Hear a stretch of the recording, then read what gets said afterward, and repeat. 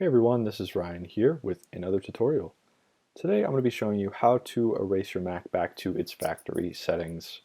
This is going to be a really simple process and can have more elaborate steps if you're looking to back up your computer, so on and so forth. I'm just going to briefly cover that.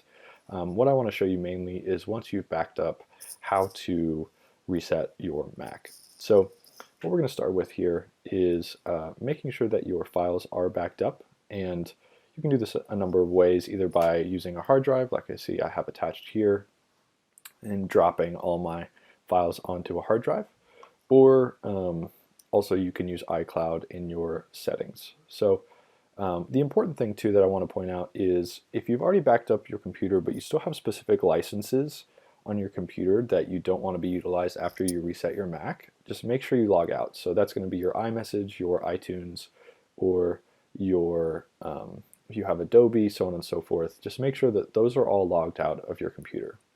Now, once you've done that, what you're going to do is on Mac, hold Command R. And once you hold that, it's going to reset your computer and bring up a screen that looks just like this. Now, your computer will kind of reload as if it's opening and bring up this window right here. And what you want to do is you're going to go over to where it says Erase and select that. Now, because I haven't reset my entire computer, because I don't want to reset it, I'm just going to show you on this hard drive. So I'm going to select Erase, and then what you want to do is just make sure that the setting that you're erasing it for is under Mac OS Extended Journal.